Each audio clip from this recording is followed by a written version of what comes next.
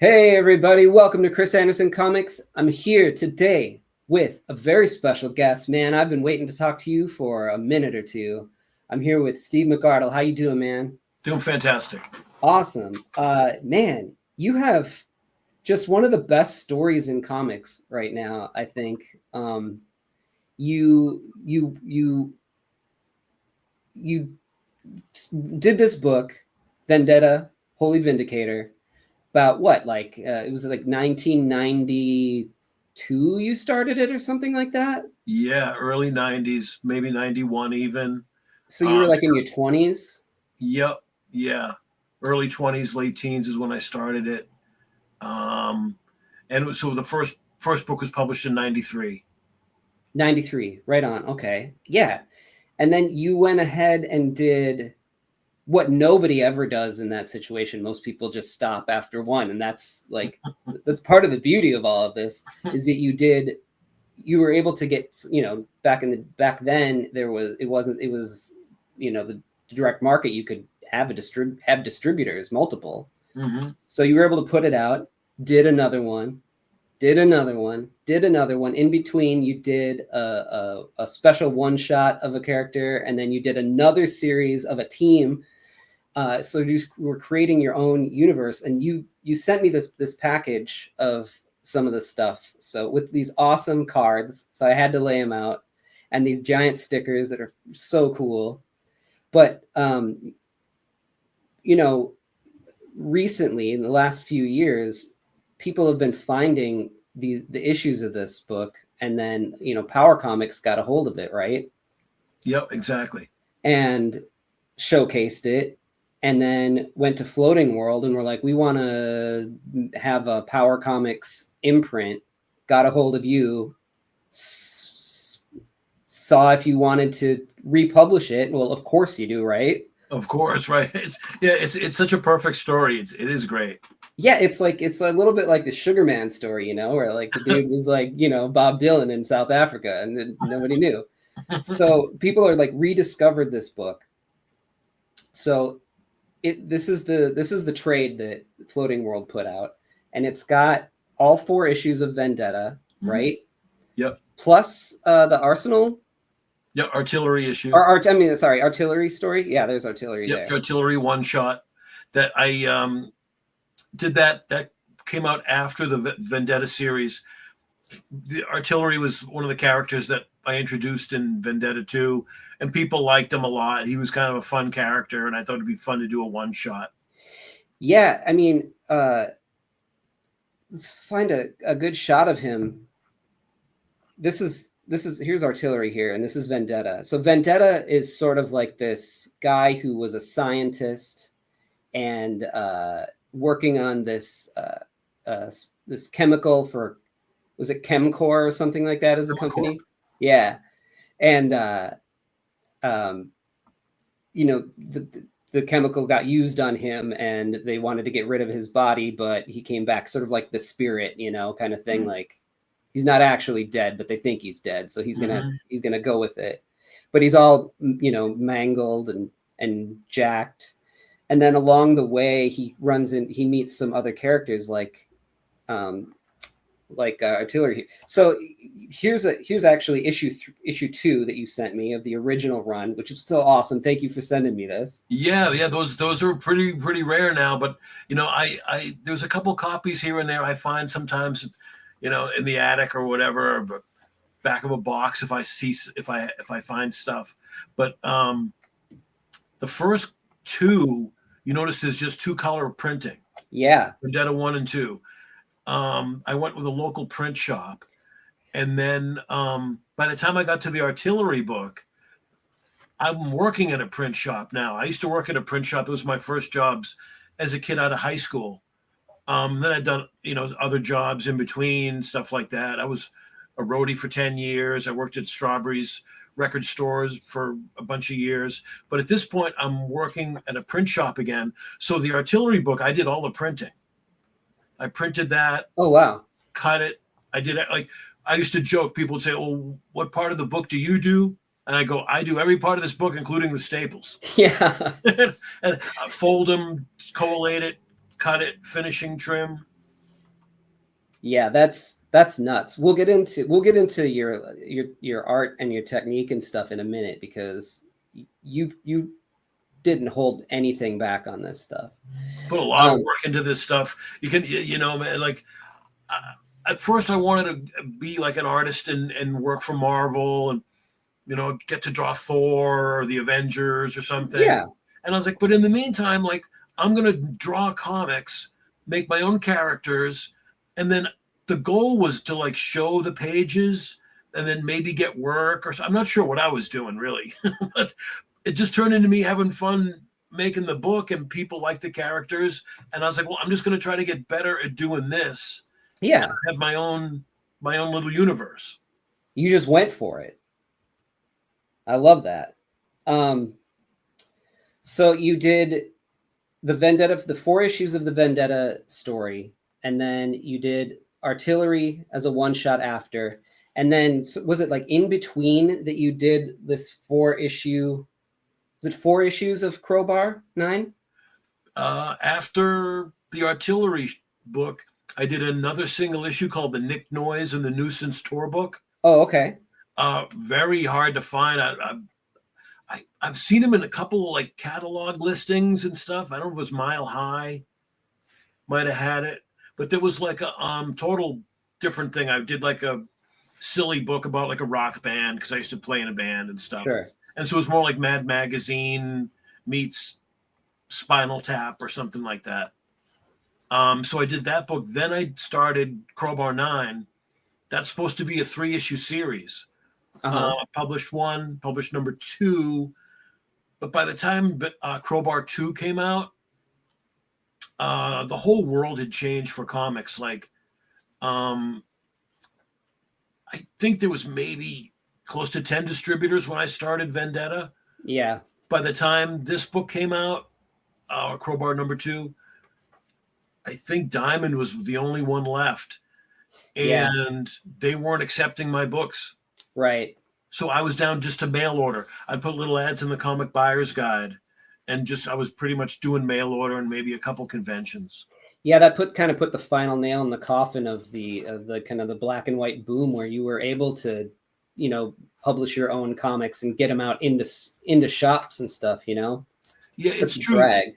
It's true. You know, a lot of people talk about like the whole speculator thing and that dying, and people came into the industry and then left. And I'm sure that's true too. You know, there's a lot of that Yeah. too, and buying first issues. But people kind of don't acknowledge or mention the whole distributor wars or whatever you want to call it. That Right. has a huge effect when there's all these guys, little small publishers like on my level, and we just don't have any place to go. You know. Right. Exactly. And now it's kind of with all these little publishers popping up, and, you know, with crowdfunding and things, it's kind of become accessible to do that again, you know. It's great. Yeah. Yeah, you're seeing so much stuff cropping up. You know, you got to wade through it a little bit, because some stuff comes up that's like not that great, but, you know, there's also a lot of stuff from really great creators that are coming out that you're just not seeing in comic shops from publishers, you know. Yeah. Yeah, and no, stuff like that. That's how stuff gets started. You know, back then we didn't have Kickstarter or anything like that. The only reason I was able to publish Vendetta #1, I've told the story a million times. Yeah. Is it's dedicated to my dad. Yeah. He gave me the money before he passed away. We were on vacation. I was showing him the art, and he was like, "Wow, you're getting better, and you really started to take this comic stuff serious." And I was like, "Yeah, you know, I'd like to publish a book maybe, or see what I can do." And he gave me the money to publish that first book.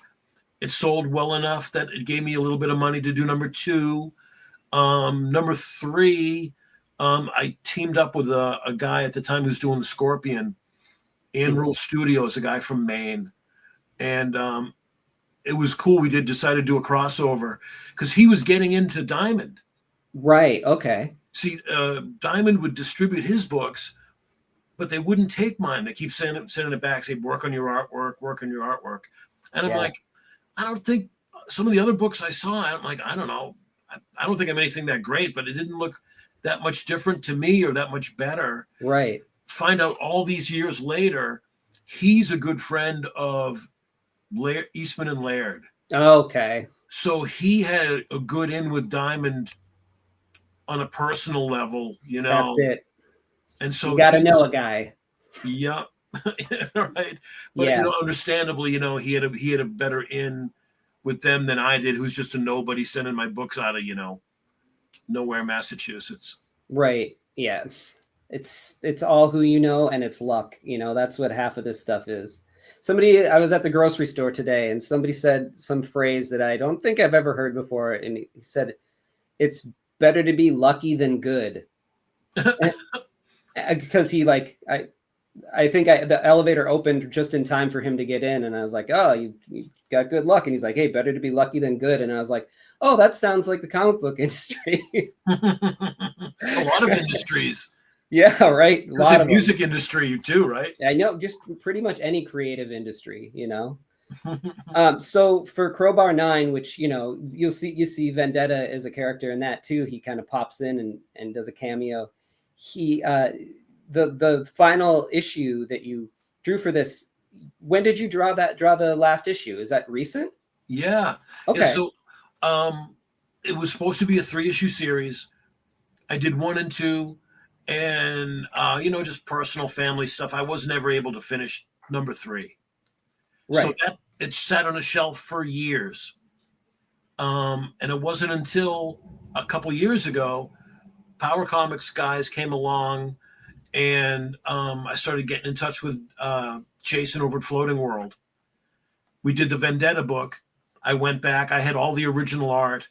I had commissions from Colin and from Tusca. I went back, Yeah. inked it, So the Vendetta book is more than just a reprint. It was a big project. Yeah. No, it's Once that wild was here. done, I was like, hey, I would love to finally go back and finish Crowbar 9. So I talked like, would you guys be interested in republishing it if I go back and finish number 3? So the pages to 3 were maybe halfway done, Yeah. some stuff lettered, maybe not here and there, but I just went, and I'd forgotten the story. I'd forgotten everything. I had to go back, refresh it, and go back all over it again. Yeah. That's crazy because you stuck the landing on that thing perfectly. It was like seamless. Thank you. It's Crowbar 9 is a flaw. It's all great, but Crowbar 9 for some reason really sticks out to me as just the way that the whole story flows like perfectly. Wow, thank you. Because you already introduced those characters, sort of, not all of them, but at least this is Slab was his name. Slate, yeah, Slate, yeah. I introduced him. Yeah, see, I had done all these little Easter eggs. I keep planning ahead. Right. In my head, it's like the miniature version of like the Marvel universe. Yeah, exactly. But it's all you. That's what's amazing about it. And so, and like I said, well, a lot of people have this stuff in their head, like when you're young in your late teens, your 20s, and drawing in your sketchbook and stuff, people come up with all these characters. I mean, I got a billion of them, and I have a million comics that I started and never finished. Everybody does. But not you. You went for it, and you were like, I'm going to create a universe, and you did it, which is just amazing. I mean, not many people can say that. And then the beauty of it is once you got this out, people started paying attention to it. If I feel like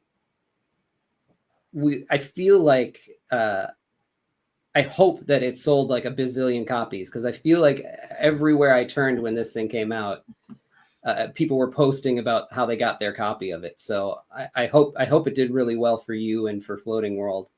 And then you got to the end and you were like, I need to keep going. So really what we're here to discuss and talk and take a deeper look at today is the new issue of Vendetta, issue number 5, that just came out from Floating World and you.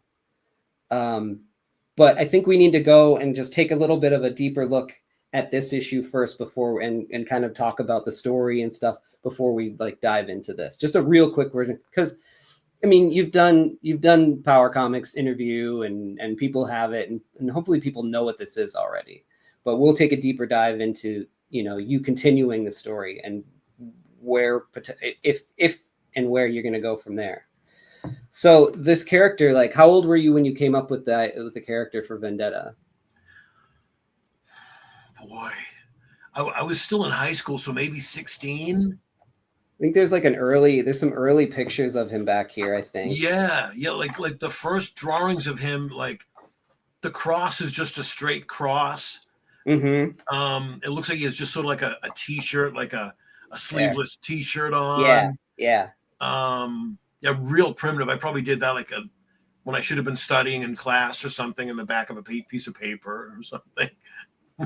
Yeah, right. Yeah. I mean, that was every note and every report card that my parents ever got was. He doesn't seem like he's paying attention, but he does know his stuff, and there's drawings all over his homework. You're right. You need to stop that. When the truth is, that's how I paid attention. It's by drawing, and then I could absorb it. You make me sit there and fold my hands, I'm not going to get any of it. But my mind's going to go. Exactly. So you came up with this character, and you know every superhero kind of has like a thing. Gimmick sounds like a negative word. So you know his thing is that he's like a very like this pious kind of guy, right? He spouts like Bible verses and things while he's out there crushing, bad guys, right? That's it. Is like you said, there's a million superheroes already. Yeah. And I was like, how can I come up with something that's not just another guy with capes and boots and a mask?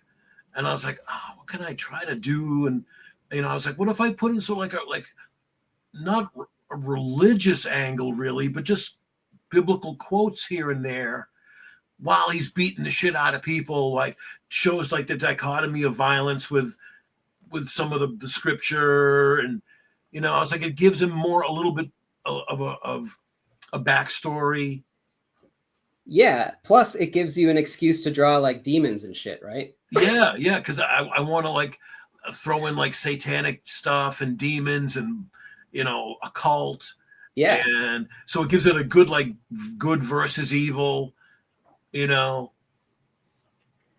It's wild to see your transformation in your art, because I can see like the lines and the tools that you're using in here are different than once you get towards the back of the page too. Like you could see you progressing over time. That's the whole point of the whole thing. Really looking back is it's almost art school.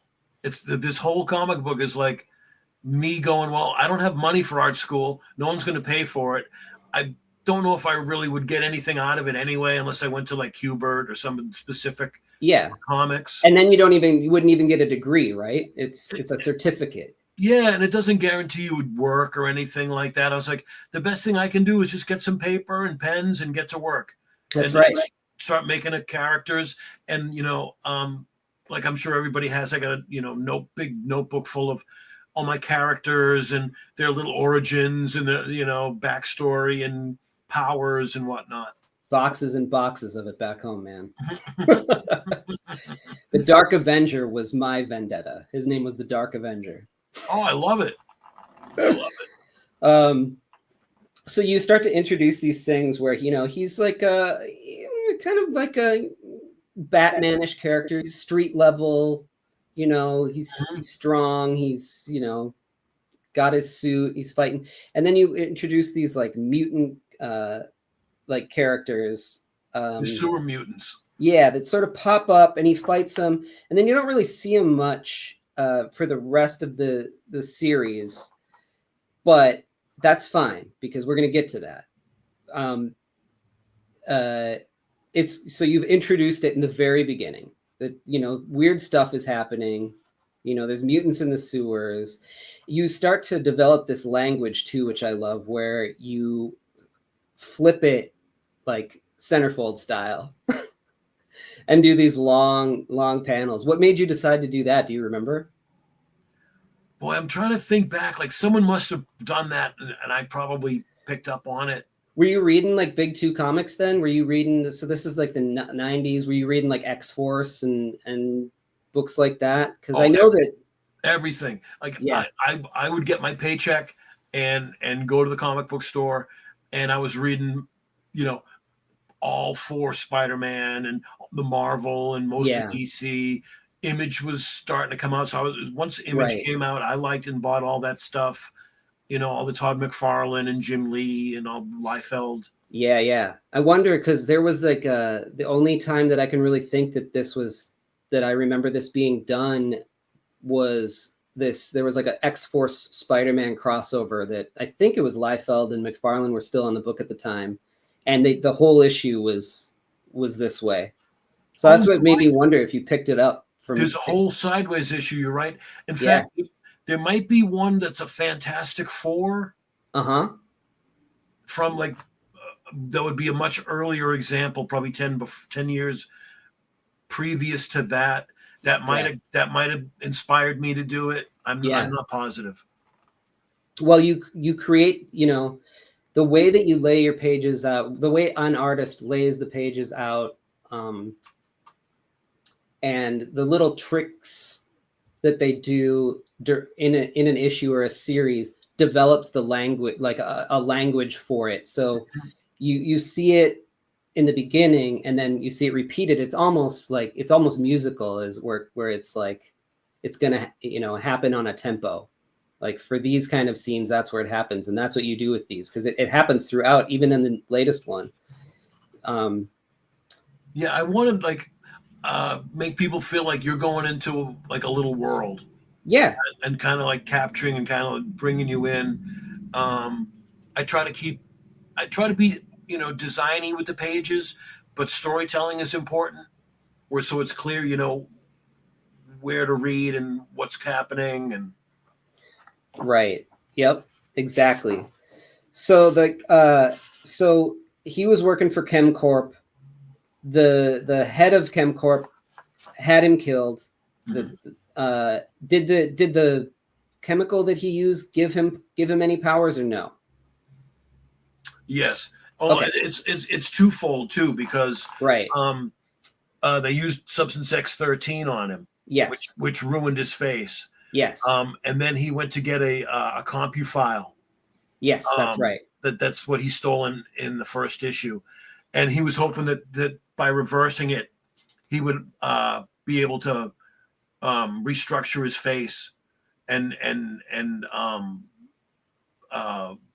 also you just put him back whole again. And the file was corrupted. And so he got bathed in a whole bunch of radiation. This is that scene here where he's on this sort of crazy electro cross in his lab. Yeah, the electro cross. I love it.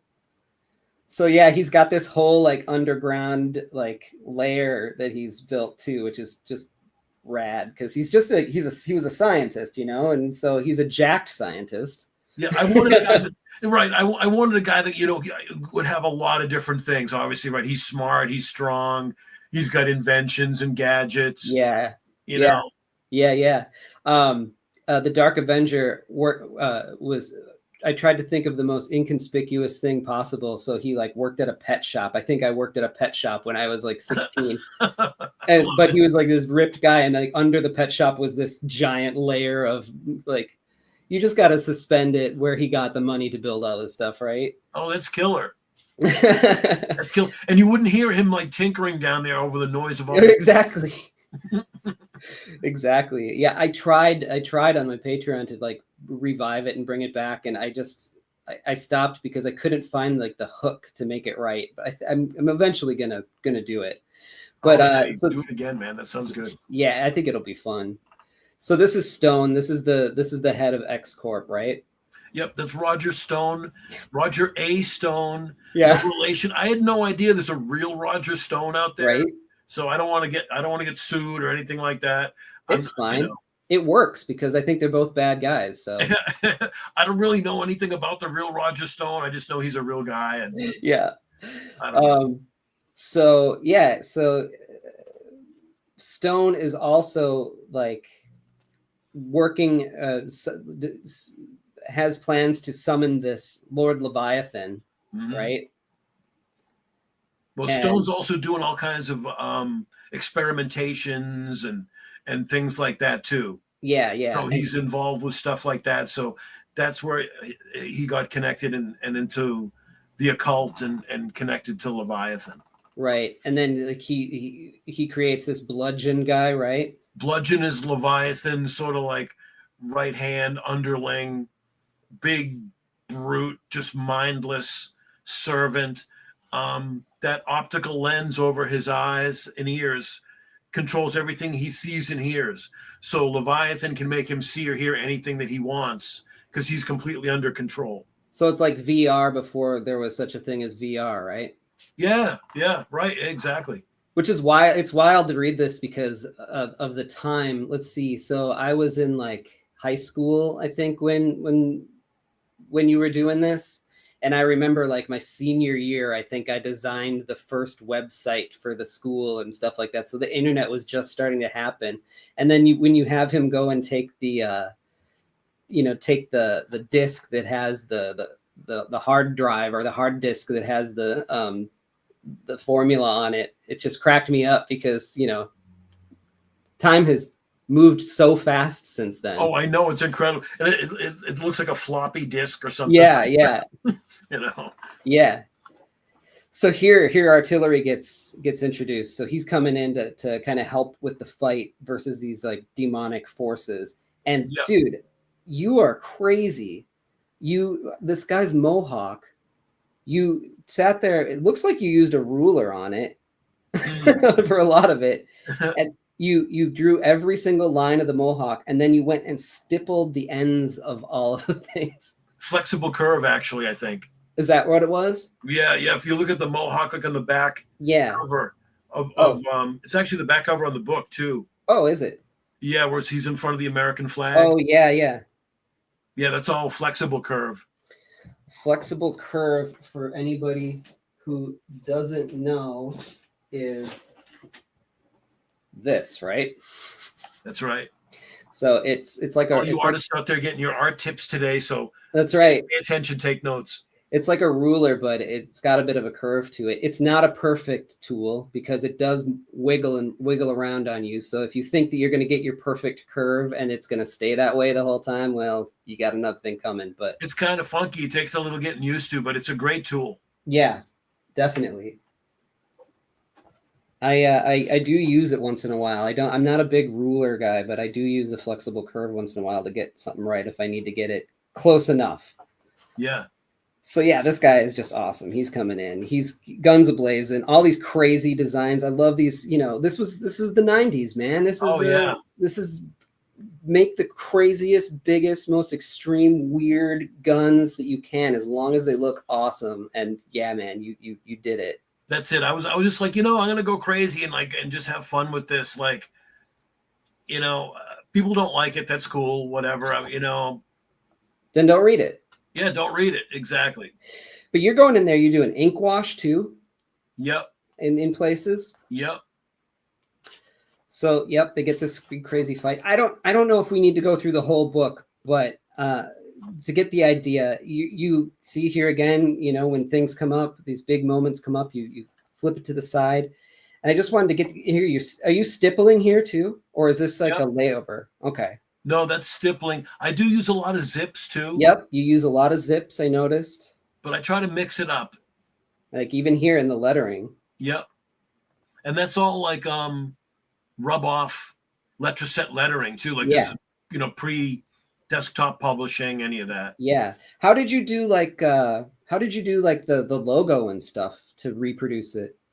Yeah, so like those are the word black is Gothic rub-off letters. Okay. And then dagger, that's my hand drawing. And then I put the two together, and I do a lot with photocopies and cut and paste and enlarge. Yeah. That's still how I work today. I mean, it works. You see Ken Landgraf's stuff, like his Zipatone is just pasted down photocopies. Exactly. It's amazing. Like I've got some of his original art too. Mm-hmm. Yeah, I got one of my character that he did. I picked it up actually at IC3 last year. Oh, killer. Yeah, it was really cool. That'll end up. I love Ken and I love his work. Yeah, I love your lettering here too. Like this is all hand lettering, and you try to get that that classic steel look, that heavy metal look. Yeah, boy, I put a lot. It's funny. I can look back at these pages, and I can almost remember like where my head was at the time. I may not know the exact date or whatever, but Hmm. I remember just working away in these pages and going, okay, gotta put more in, gotta put more detail, something else. Like and you look and you look and you look and you go, oh, there's a little bag under his leg. It says McArdle's, and it looks like McDonald's. All those Yeah. little like. Oh yeah. I spent crazy. Like you don't read that. Most people won't. 9 out of 10 people won't notice that. But Yeah, no, I love all those little weird details. Yeah, there's a lot that you can pick up in the story just from the trash that you have and strewn around. graffiti, bands or whatever. I put stuff that I was listening to or I heard on the radio and shit on the graffiti. And Yeah, you're putting yeah. so many hours in. It's like you might as well throw in much stuff. Yeah, I mean, I think any working professional will tell you you don't need to ink every single brick, but you I know. just went for it, man. I'm one of those guys. I have to do it. Well, you didn't have a deadline, you know? Right, right. I was trying to keep a 3 month deadline, honest to God. Yeah.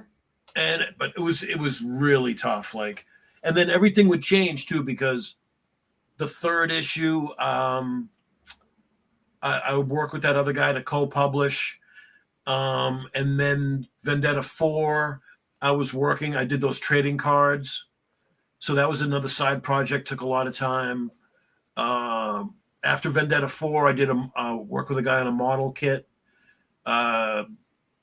Local model shop produced model kits of the Black Dagger. Yeah, yeah. How many of those did they make? I don't know, not many. Yeah. They're super rare. They were expensive at the time. Yeah. I have one that I built and painted, and I have one still in the box. Okay. And I've never seen one ever since. That's wild. I love what you did with the blood here, how it branches out like it's a tree. Mm-hmm. I don't know if I've ever seen that before. I love it. It's like a river system from an view from an airplane or something. Yeah, yeah. I just started drawing and going with it, or like an internal like vascular system or something. Is this sponge the ground texture? Ooh, good question. I might be. Sponge or like a paper towel or something? Maybe, yeah. I try all kinds of stuff.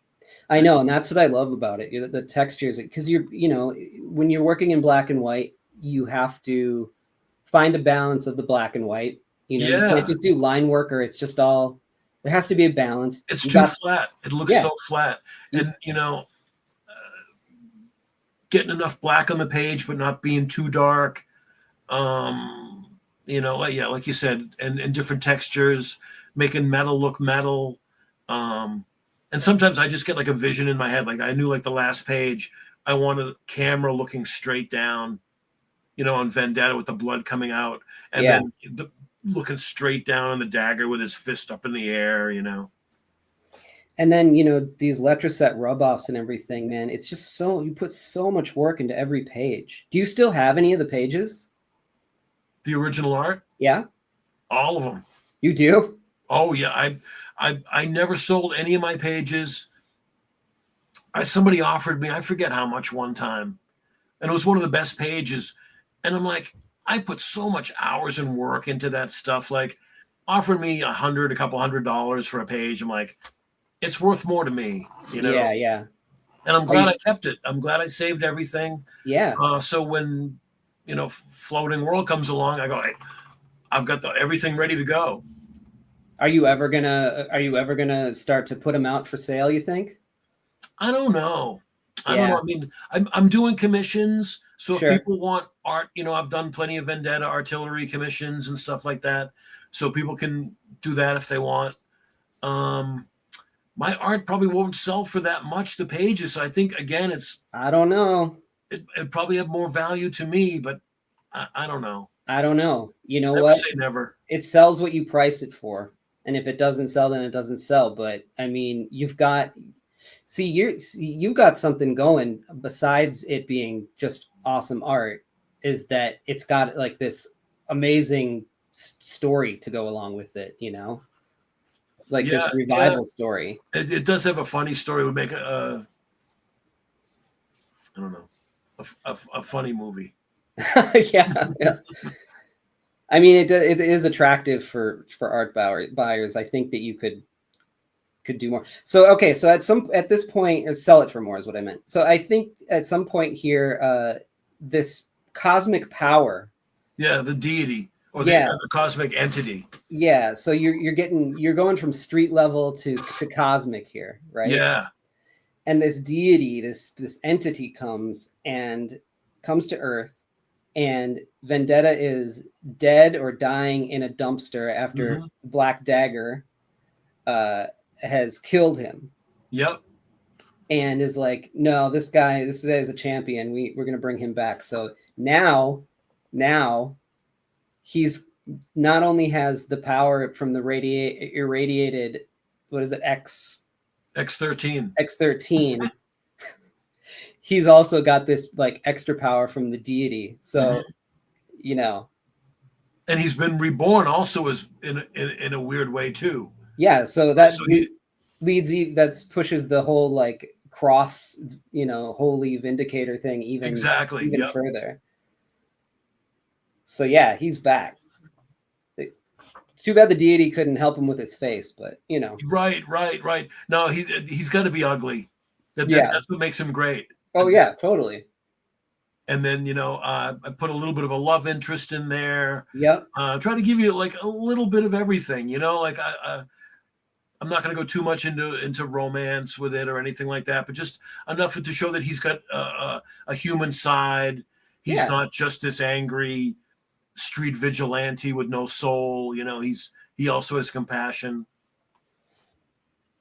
And then here you go again with this like awesome just ink wash that you're putting over the stuff to make the blacks black without having to be super shiny. Yeah.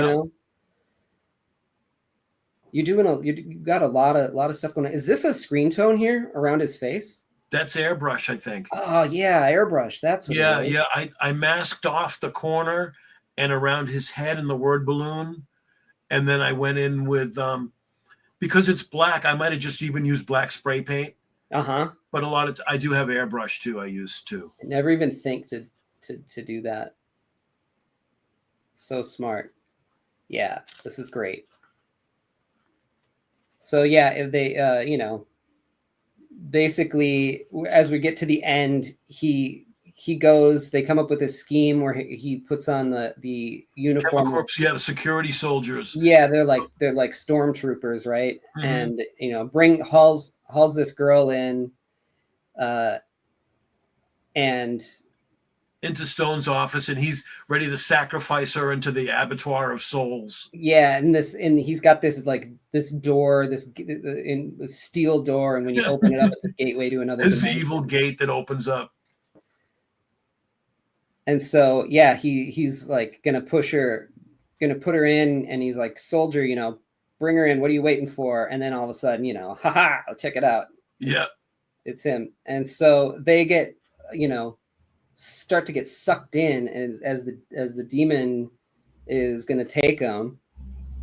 And you know, Stone doesn't want to die.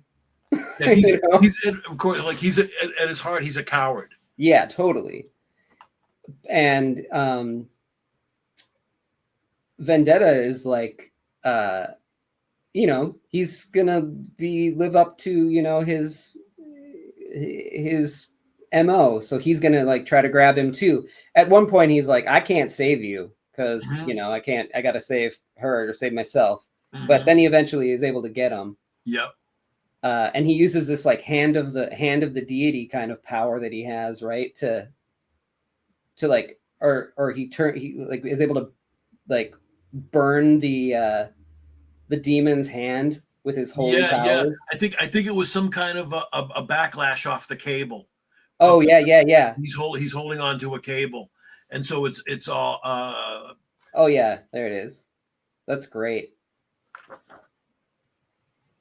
And so yeah, he's able to seal it up and save him, and Stone is like, you know, as soon as he's safe, Stone just doesn't care. He goes back to, he thinks he's in charge of everything, and Right. And so you get this great page reveal where he shows his face. I love that drawing, man. That is so cool. Had to have that. Yeah, and it gets even cooler here when you add this this wash over his face. Yeah. I like the way that came out. Sometimes I use gray wash with a brush. Sometimes I use like architecture markers. Oh yeah, sure. I've been using gouache lately for my ink washes because it spreads more evenly for me for some reason, and I can get like better tones out of it. I have to try it. Yeah, mess around with it. Cool. And so you pop into we get this moment here where we the deity is off and is speeding away to Chicago. Where this guy falls off the construction site. Yeah. And then you have another interlude here, right, where there's this like spaceship up in space. Yep, this is the beginning of the alien invasion. It's the beginning of the first ship coming to Earth. So like I planted all these little Easter eggs at the end of Vendetta so that it would carry through artillery and then set up Crowbar 9. Yeah. So yeah, this Slater falls into this cement, and then the deity comes and turns him into his superpowers. This drawing is just so good. Yeah, that's airbrush on that. Yeah, that looks great. That's definitely airbrush. And then you got the one shot back here, right? Yep. Yeah, this book did well too. This book did well too. And I like this, one of my favorites because it's a single one issue book I can just hand to somebody. Yeah. Oh, and that's where this is where you tell the story of Slate becoming himself, right? Yeah, I mean it's kind of ballsy to do it, but having the first half of it in Vendetta 4 and then have it where you see him concluded and what happens to him in the artillery book. But I wanted the like to feel like a universe, so it all continued. Right. It's on the channel we're going through the entire Chris Claremont X-Men run. I've been watching some of the episodes. I love those books. Yeah, I mean it's my first time going through them, so I'm sort of absorbing it as if I know a lot of the storylines already. It's just sort of, I always tell people it's sort of like Aesop's fables or Grimm's fairy tales, where the stories whether or not you've read the actual Grimm's fairy tale book or not, just through being a comics fan. Yeah, it's been covered so many times now, but I remember being a kid buying those books off the newsstand for 30-35 cents. Yeah. Well, what I'm picking up from it is one of the great things that he did was his ability to sort of pop in these little things, little side stories that may or may not go anywhere, these little side characters, and then later on be able to pick it up, and develop that story further. And that's kind of exactly what you're doing with, planting seeds. That's exactly the way I looked at it. And like you said, if something works, great. If something doesn't, that's okay. I can just sort of let it rest. Totally. And this is great at the end where I can see the amount of work you put into here, where you've got even your thumbnails and your early designs, all this cool extra stuff. That was the last page of Vendetta 2, I think, or something. I put that in one of the books. So, and then, these are great too. This Gene Colan here. So he did like a pencil drawing for you and then you went and inked it? It's amazing. It's on my wall right over there. It was the most I ever paid for original art up till that time, or maybe even up till today. But there was an ad in Comic Buyer's Guide to get commissions from Gene. It was in the 90s, so he wasn't really working much. Probably he was semi-retired. Yeah. And yeah, it's big. And as you know, if you've seen Gene Colan pencils, yeah, they call it paint. The name of his book is Painting with Pencil. Yeah, yeah. He uses so much of the side of the pencil and sketchy. His stuff's very tricky to ink. Yeah. This stuff, he's infamous for being like the hardest guy to ink. So what I did is I took the original, made photocopies, and then inked the copies. And so I did a lot of like whiting out as well as inking to kind of clean it up. Right. But Did you so wait, so you made photocopies of the pencils and then inked over the top of that. So you still have the pencils. yeah, I wasn't going to touch that. Smart. Yeah, no, I'm not gonna touch Gene Colan's original art. I was just looking at this Mark Schultz book the other day and talk about painting with a pencil. Oh, beautiful. You know, and then I love his work. You know, Frazetta was like the first thing I was into, and I think maybe even before comics. And to me, Schultz is right out of that school. yeah. Yeah, I was talking on my live stream the other day about his like technique where he uses this like split brush to get this it's not, you couldn't even call it a hatch. I don't even know what you'd call it. But this like, I don't know, this quality to the line, and I'm trying to like go through my old brushes to see if any of them will work and try to emulate that, because it's just such a cool technique. Wow, that sounds difficult. Yeah, I mean, I'll let you know. It probably will fail miserably, but well, cool. Make a video of it. I watch your channel now, so make a video. I absolutely will. So so the cover for this, you designed it in '92, huh? Yep. Yeah, and you can see like that's the original version I had, where it looks like he's wearing a t-shirt. Oh yeah. Yep. And then the wristbands are different. The boots are different. Yeah. They added the little shoulder things. I wanted to make him look more like a superhero with like a suit than just like some crazy guy off the street. Man, that's awesome. And then you also got so this is from the trading card art. It's the trading cards. And then you got Joe Tusca to do some and inked over that. Man, same thing with him. There was an ad in the Comic Buyer's Guide, George Tusca, Marvel legend, available for commissions, and he was really affordable.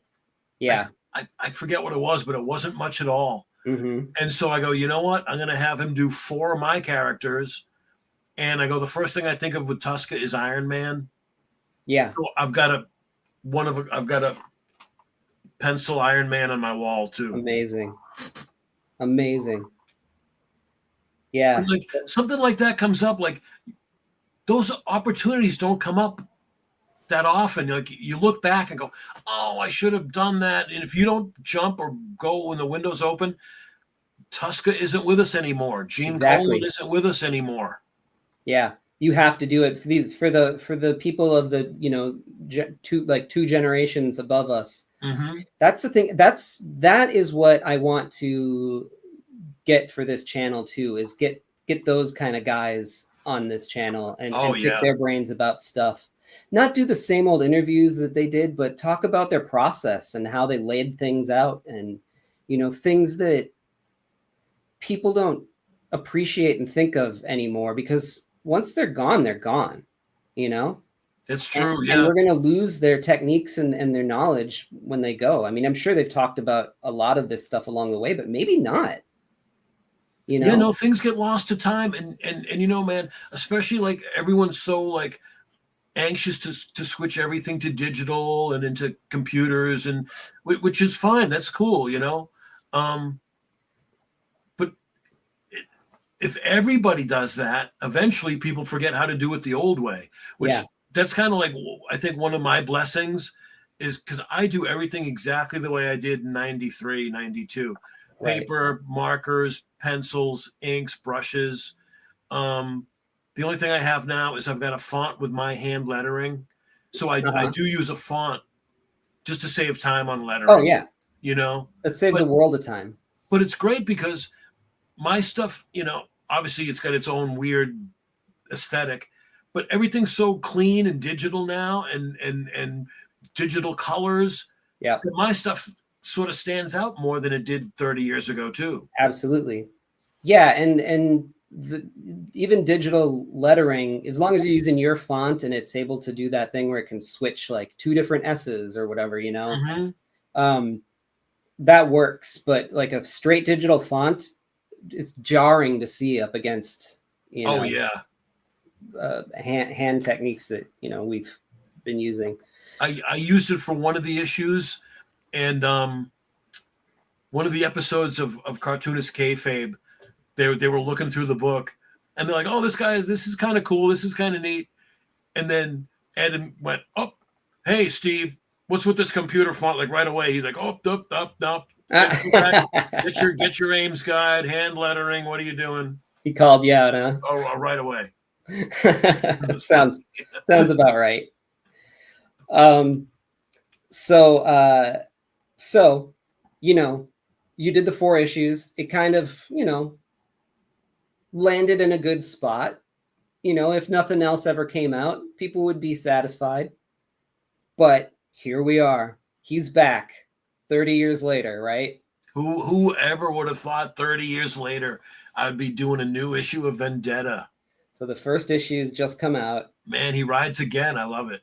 I love it so much, man. This is just such a cool thing and a cool story. You did this spread cover with these characters on it. I'm doing wraparound covers for all these new issues.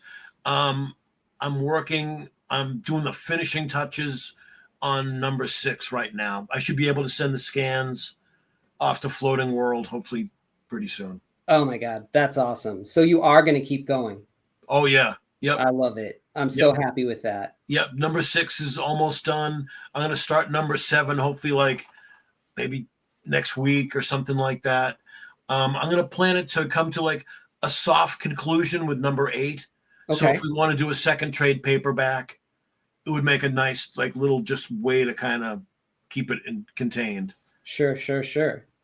But I'm not planning for like trade paperbacks or writing for anything like that. Like I'm trying to put as much stuff as I can into every book, and just give it like action. Is the basically pick up where I left off. Yeah, do it the way you did it. That's exactly right. If you either gotta go one or 2 ways. You either got to change it up completely, which that's not going to be great, especially since people have found the original issues and fallen in love with them. To completely change and do everything differently would be jarring. Or you got to keep it the same, and that's keeping it the same is what was successful for you in the first place. So that's what people want. It drives me crazy. It's almost like, a band you love, and they get a certain sound, and then suddenly they get so super experimental it doesn't even sound like them anymore. Like you don't have to write the same album every time, but a little consistency is good. Exactly. So this is great. So we open up with this this splash page. Here he is on his hog, returning home. He comes back to Omega City. Yep. This great screen tone fade, and the paper, the stock that they found too is great, man. It's it's perfect. Kudos to Jason, everybody at Floating World. Couldn't have done a better job on the Vendetta trade paperback. As soon as he mentioned foil stamp cover, I said, yes, we got to do foil stamp. The Crowbar 9 book and the Vendetta book is the same, like really nice, soft newsprint. And even the cover stock's got like a nice, soft, velvety feel almost on the outside of it. And it's such a juxtaposition between, you got this nice, you pick this up and you're like, okay, this is a quality book. And then you open it up and you got this old school paper stock, and which is, you're like, okay, now I'm back in the past, which is exactly where you want to be. So they've got both things going for it. Yeah. So we open back up, and he's going down the road. He's in like a part of he jumps this bridge. He notices like the city is getting run down, times are changing. Yeah.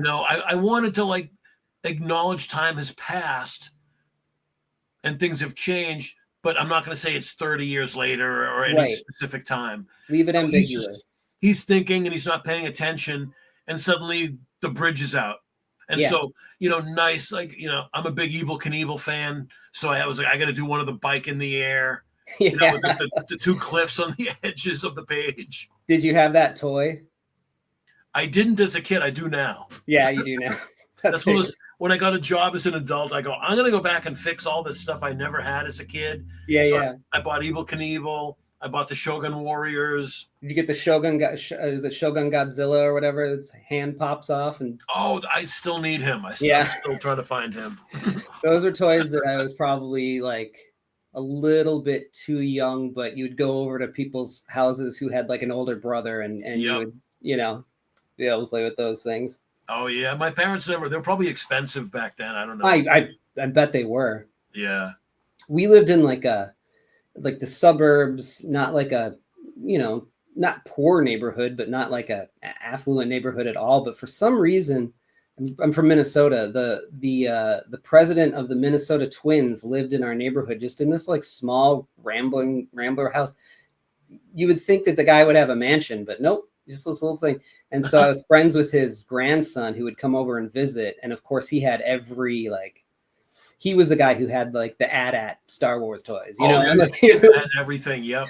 Yeah. He had the Godzilla whose hand popped off. So, do you do it in here? There's another thing that I thought was super fascinating. Let me just click through because I wanted to hit on it. I don't know if you do it in here or not, but oh yeah, you do. Okay, so we'll talk about it when we get there. So we pick up right back where we left off in the last issue. Stone, what did you call it? It was something that really placed it in its time. It was like CompuBank or something like that. Yeah, it must have been CompuBank or something. Yeah. His money credits in his CompuBank, Vendetta was able to turn it to 0. So then he went to jail, and so we pick it up, and he got like a pardon or something here. Mm-hmm. Well, and he got his money back, so he's back. Yeah, right. So Roger Stone is back in business. Yeah, but he shortchanged the Black Dagger. He paid the dagger to kill Vendetta, and so when he saw Vendetta at the end of number 4, he's like, the dagger failed because Vendetta's still alive, even though the dagger really did kill him. Or we could say did or didn't. They can leave that up to the reader. But the deity came down and brought him back. The deity is the reason we still have Vendetta, thankfully. Yeah. Roger Stone cut off the second payment to the dagger, so now the dagger comes back and he's pissed. Oh yeah. The Black Dagger is the highest paid assassin in the world. And when he's not killing people, he lives like a rock star. He's in the French Riviera. Mm-hmm. He's hanging out, drinking champagne with fashion models. And then he only comes back to kill people, get his money, and go back and live his jet set life. So now he's going to come back to Omega City. He's pissed. Yeah. He's coming back and saying to Roger Stone, you give me that money times 3 now if you want to see tomorrow. So you're again doing the screen tones, and you're doing the stippling, and you're doing everything that you did before. You got the consistency is like amazing. Where the screen tones? So are you using real screen tones here? Yeah. So you're getting like the deleter screen tones? I've been ordering the deleter screen tones off Amazon. I still have a few of my old ones. They're kind of falling apart. They're so old. They lose their stick a little bit. Yeah. Mm-hmm. Yeah, but I've been ordering deleter because they do still make them. They do, and Letraset is in Japan too. If you know anybody who's going to Japan, tell them to go and grab, because they're cheap. So tell them to go into any store and just grab whatever. And then what I do is I have them do that. And I have the one of the most fun things is having a friend go there who doesn't know anything about art. Mm-hmm. And so I say, just go into any shop, grab a bunch of Letraset and deleter and any screen tones that you find, just bring me back a bunch. And so I can use them, the regular ones, I can use them on commissions or whatever. And then you get a bunch of these weird ones too that are like the sky and these weird swirls and like houndstooth. And then I scan them really high resolution, and then I can pop them in because digital screen tones, they're too perfect. They look too perfect. But the real screen tones, everything's just a little bit off on them, and so you can tell the difference. And now you can use them for forever. That's awesome. It's not on the original art, but yeah, but still, that's a great way to do it. What I'm doing is I bought a bunch of them. They were on sale, a place going out of business. mm-hmm. So I got some weird ones.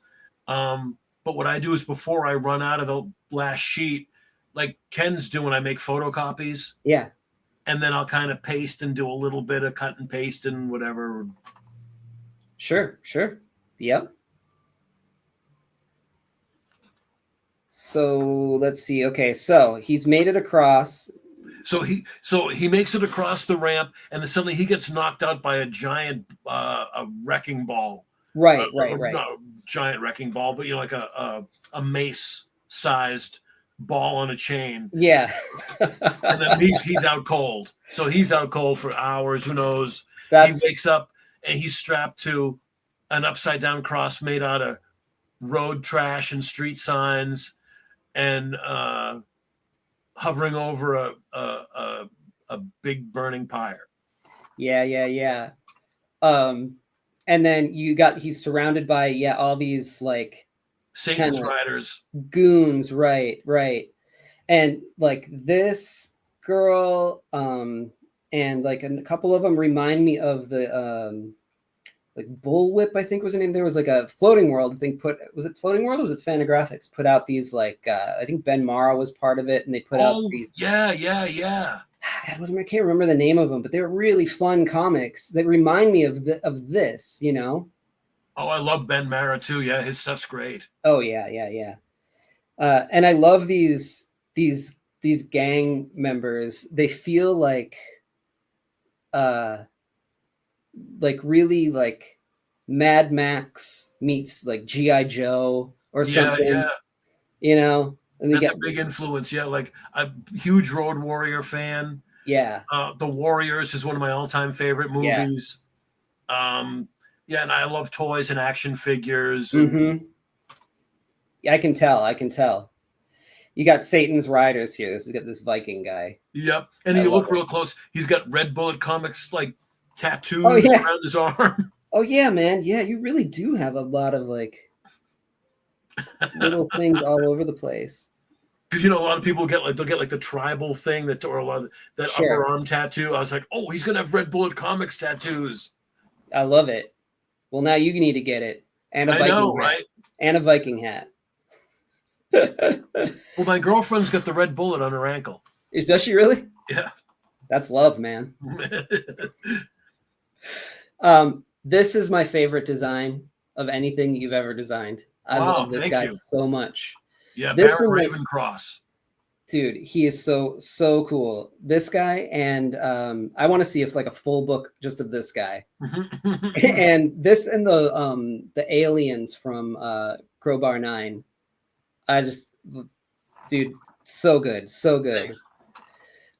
This like crazy eye and the metallic neck that you went to town. This reminds me of like when Sam Keith did this like cyber character, the way that he went like an extra step to show this sort of like colossus-y sort of metal thing.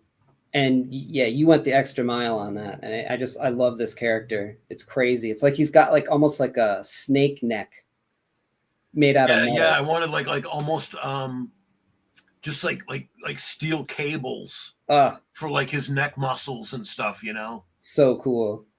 And yeah, so they got him upside down, they're satanic, like a satanic street gang. Yep. So yeah, they cut his throat. He fills the cup with blood. He toasts to Satan, of course. I love it, man. Oh my God, I would totally read a full book on that guy. Look at Kicks the gas can into the fire, so the whole fire gets even bigger, and Vendetta's burning alive. And so like that panel there, he's laughing, going, "What's that sound? Your God coming to save you?"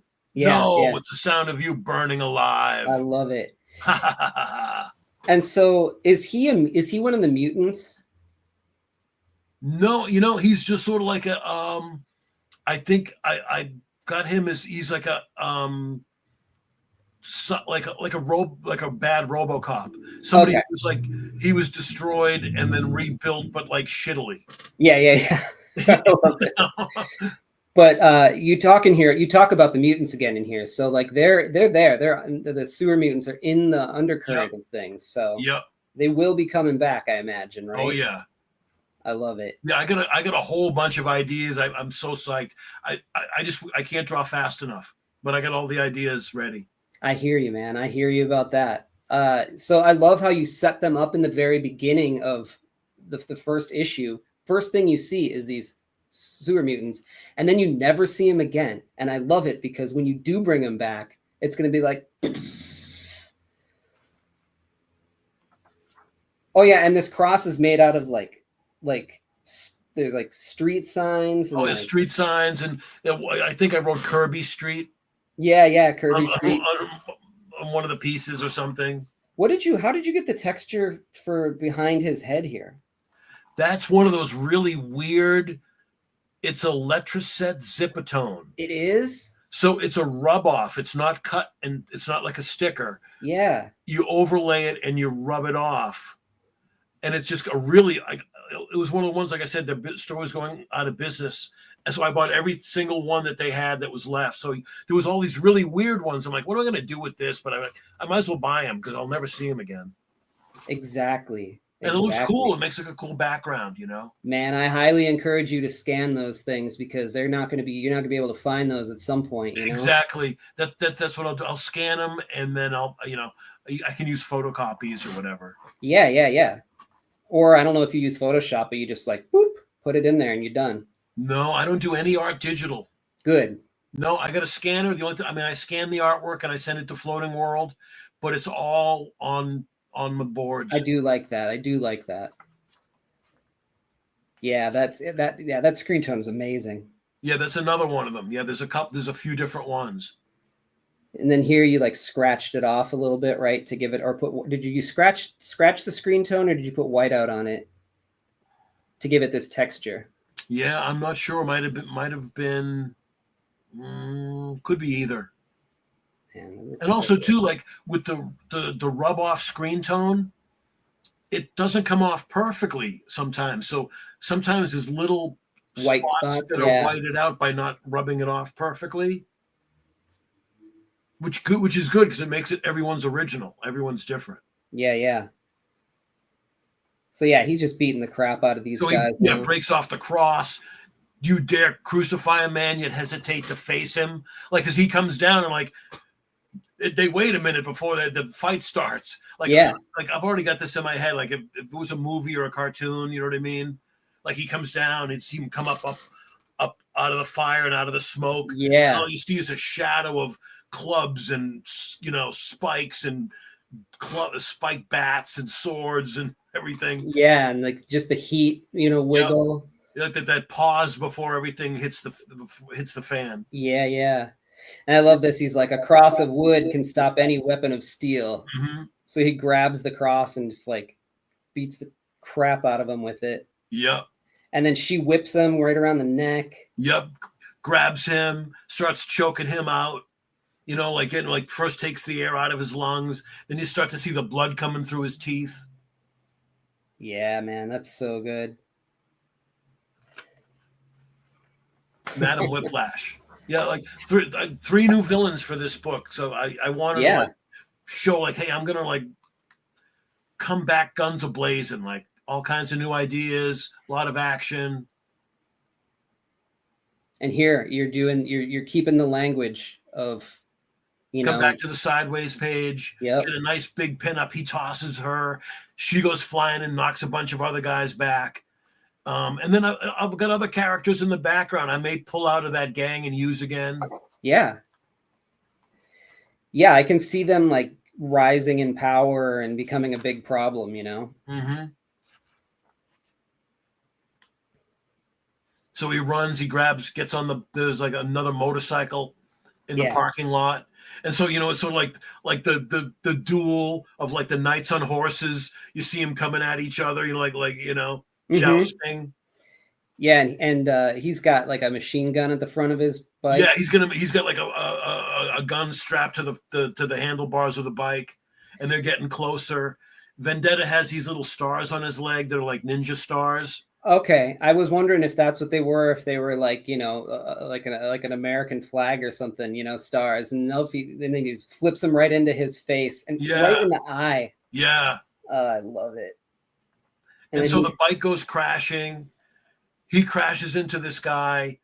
He falls into the fire, and he burns alive. Oh man! Now, when I originally drew these pages, Chris. Mm-hmm. I had it so, how was it? I forget what it was. It might have been like Vendetta bumped into this guy and he fell into the fire. Uh-huh. And then it was like, I already, wrote, penciled, inked the page, lettered it. And I went, oh, that makes Vendetta a killer. Yeah, yeah. I go, I can't have that. Right. He's a good guy, like he's a dark hero, but I can't have him directly responsible for someone's death like that. Right. So I redrew this page so that the guy fell into the fire because of Baron Ravencross. Okay. Because what happens is, as you'll see, Vendetta uses that body. Right. Right. So they take off, they scurry. Yeah. And then there's still the sort of mystery or missing person surrounding Damon Scott, which is Vendetta. Mm-hmm. And so what he does is he returns to the bridge where they poisoned him, burned his face, and threw him over the bridge. So he throws the burnt body with his ID card from Chemicorp. Yep. And then so So then they put it together that Damon Scott's officially dead now. Right. Yep. And that's my smeared thumbprint on that. I was like, how do I make an ID card? I was like, oh, take a thumbprint and put it in a little bit of ink and smush it around a little bit. Yeah, man. You use what you got. I love doing that. I'm just thinking outside the box. That's the fun of it. So in the previous issues, this was part of your sort of language too, is when you would do a lot, not all of them, but a lot of the establishing shots, you would use actual photos that were sort of like what's the word I'm looking for? Like made out of dots, basically. Those are all my photos. So how did you get them to have that quality, like the dot quality? That's a medical black and white.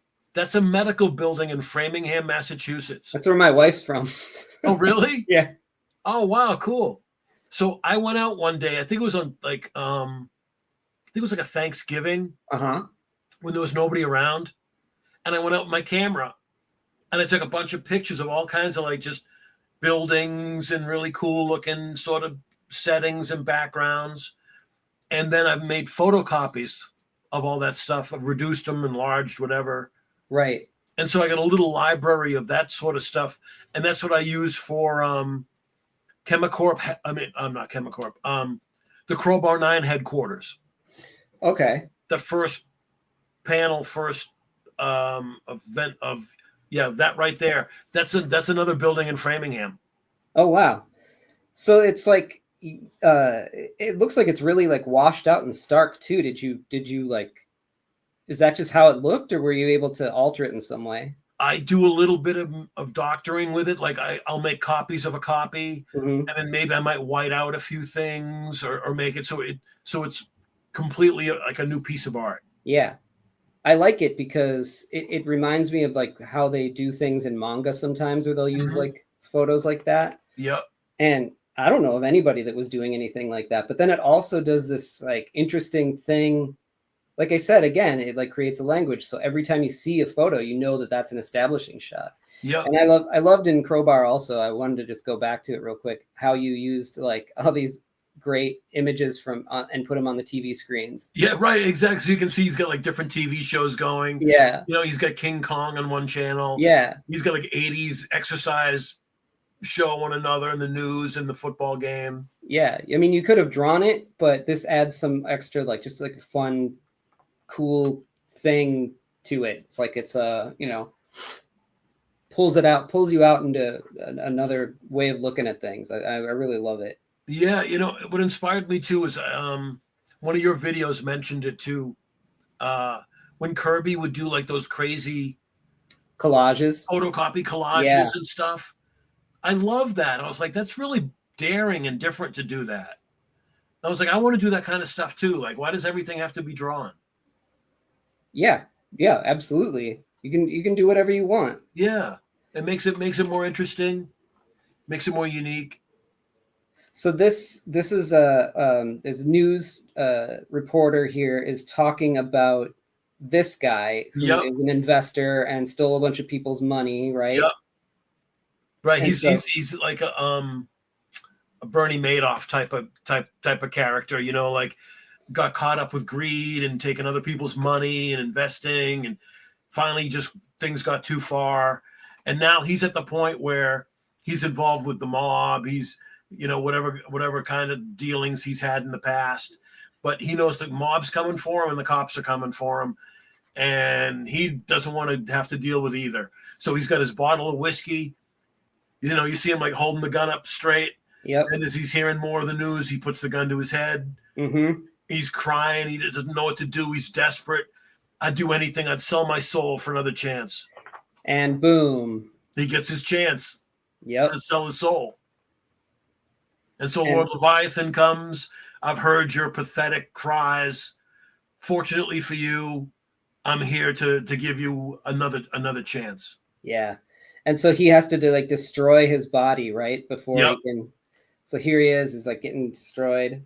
Yep. Completely destroys him, breaks him down physically into like a charred, just a massive char, and then brings him back up to life again. I love it. And then we then you see like the news story. Now the news is broken. Damon Scott's officially dead. The police found the body. Police found his ID card, and now he goes, that's it. I'm Vendetta from now on. Damon Scott's officially dead. I love it. And so that's the end of issue 5. Yep. In issue 6, Nocturnus. So the poor investor who's sold his soul to the devil returns. Next time is Nocturnus. Awesome. I love it. You got some great art in the reader's art gallery too. There's a friend Adam Lemna there. Oh, great dude, man! I got so much incredible art for this. I'm stoked. I'm filling a portfolio right now of all just the Vendetta and Artillery fan art. It's killer. I got enough for like another 4 or 5 issues. Oh my god, you could almost do like a whole just like pinup book. I know. So any you artists out there, all you guys, if you like Vendetta, you like these characters, please do a drawing, do a pinup, send it to my email or DM or whatever. I'll be happy to publish your stuff. If you've never been published before, I put all your info, all your credits and stuff if you guys do commissions or whatever. I love it. And then Floating World has this little ad here too. Is this a new action, like a new figure that's coming out, or is this the old one? Look at that. Here, wait a second. Let me pull it up on screen bigger. You can see this. Look at him. That is cool. He's like a He-Man dude. All right, yeah. So these are handmade action figures. I've been working with Chance. Anyone knows Victory Toys and Comics? I mean, what a talented guy this guy is. He hand sculpts these. Right. Then he makes a mold. And the arms are separate. Arms move. They're articulated. That's the only part that's articulated. He uses the best quality plastics. He's been doing this for years and years. So he's boiled it down to the ultimate science of how to make toys. I'm just blown away every time I see these still too. So he did, there's this one, and hang on, wait a minute.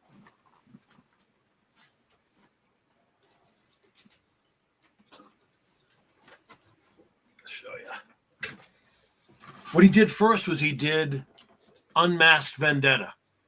Oh, wow, that's cool. So we get Monster Face Vendetta as the very first figure. Then he said it's easier to do it that way and then add the mask. So then we just got recently the Masked Vendetta. I got glow in the dark versions of these. He makes each one by hand. I take them, I hand paint every one of these guys with acrylics, and then I've got he gave me the best. It's almost like an auto clear coat, so that these things are like sturdy. They're clear coated. Down the bottom, I sign and number every figure. Wow. And so I've got I made little header card packages, and stuff like that. But yeah, dude, I'm stoked to have the very first real Vendetta action figures. I mean, and they're just detailed. He did every little spike, little holes in the knuckles on the gloves, the studs on the boots. He did such a great work on these. And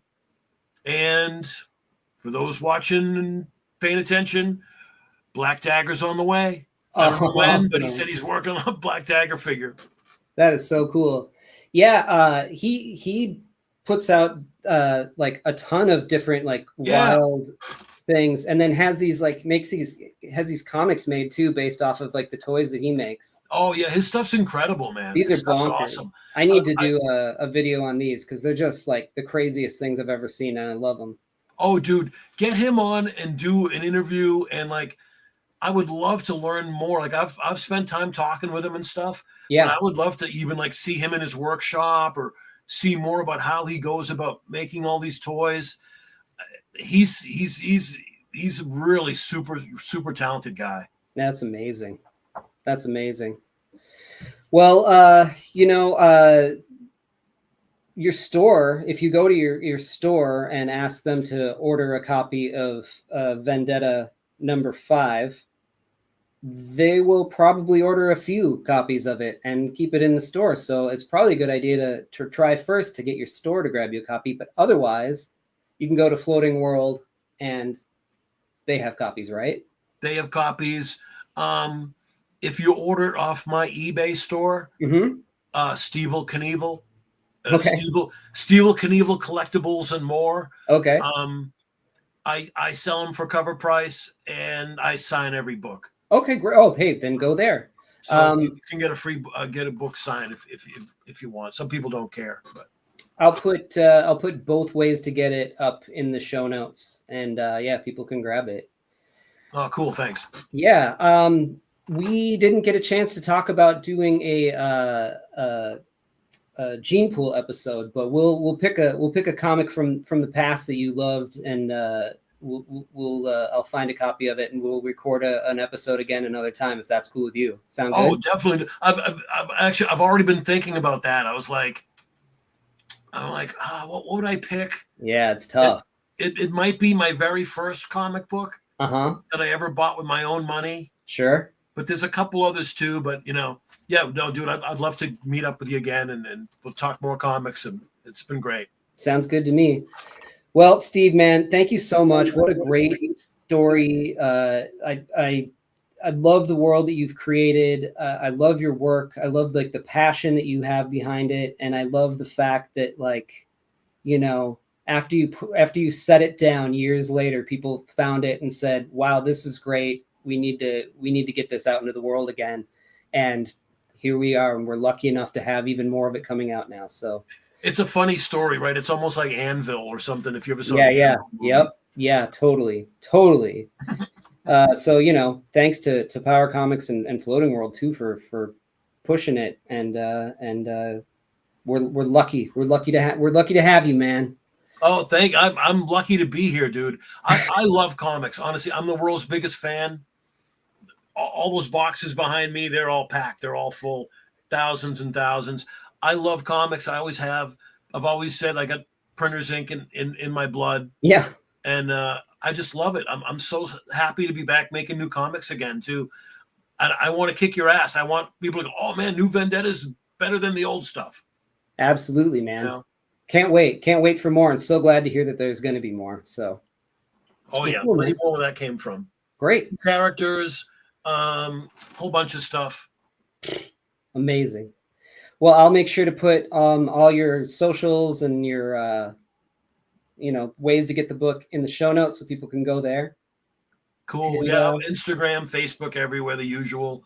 cool. Like I said, you can order my books direct. I've got eBay and an Etsy, or you can order from Floating World. The stuff's through Diamond now, so if you rather just go to your comic book store and they can order it. Yeah, and I mean, like I said, if you go to your comic book store and order it, hopefully they'll order a few copies. So Yeah, it's been seeming to doing pretty well so far. So I love that people seem to enjoy it. I'm happy just making comics again. So I hear you, man. So glad to hear it. All right, man. Well, please feel free to come on anytime that you want to, for any reason whatsoever. Dude, And, thank you. I appreciate it. so glad that we were finally able to connect and you were able to come on. And thanks for sending all this stuff out. And I guess until next time, man, take care. That sounds fantastic. It's been great talking with you, Chris. You too, man. All right, take care. Take care. Join my Patreon to see my work before anyone else. Plus, score physical sketchbooks, mini comics, and commissions delivered right to your door. And reading my new books, Something Seems Off and Three-Headed Pigman, as they are made. Go to my website to order original art, commissions, and my books, Lost Angels, Spectral: A Showcase of Fear, Chaotic Neutral, and more. Gray Matter Drip, The Art of Chris Anderson, is available now from Cosmic Lion Productions. Here are the upcoming conventions I'll be at the time of this recording. And don't forget to like, follow, and subscribe. It helps spread the word. Thanks.